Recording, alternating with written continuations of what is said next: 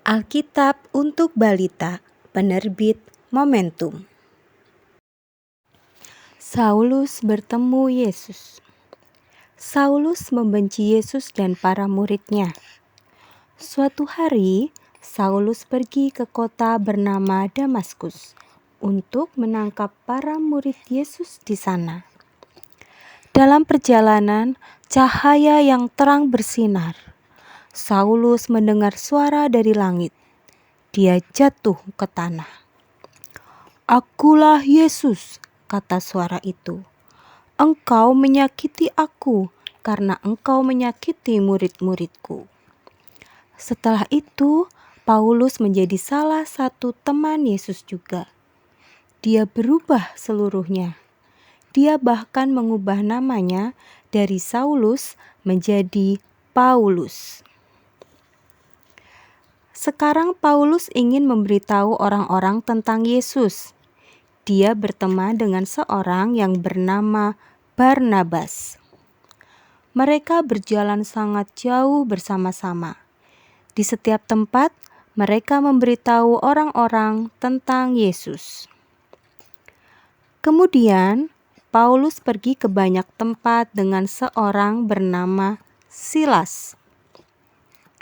Di suatu kota, Paulus dan Silas dimasukkan ke dalam penjara. Mereka tidak melakukan apapun yang salah. Mereka hanya berbicara tentang Yesus.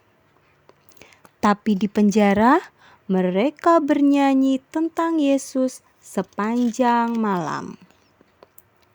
Tiba-tiba, di tengah malam, bumi bergoncang. Dinding-dinding retak. Rantai Paulus dan Silas terbuka. Tetapi mereka tidak melarikan diri. Penjaga penjara menjadi takjub. Dia bertanya, "Bagaimana aku bisa mengikuti Yesus juga?" Di hari berikutnya, penjaga penjara melepaskan mereka. Mereka dapat pergi memberitahu orang-orang tentang Yesus. Paulus kembali ke Yerusalem. Dia dilemparkan ke dalam penjara lagi karena menjadi pengikut Yesus. Paulus dibawa menghadap raja. "Saya tidak melakukan apapun yang salah," katanya. "Saya hanya memberitahu orang-orang bahwa Yesus hidup."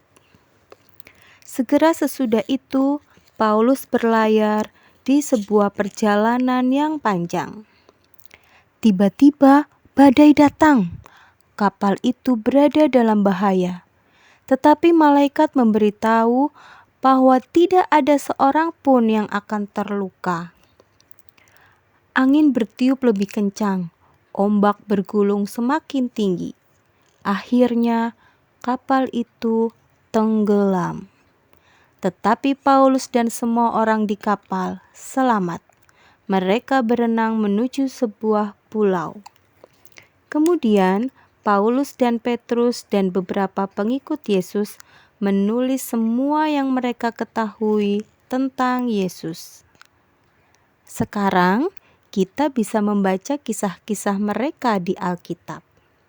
Kisah Yesus dan bagaimana ia hidup di dunia.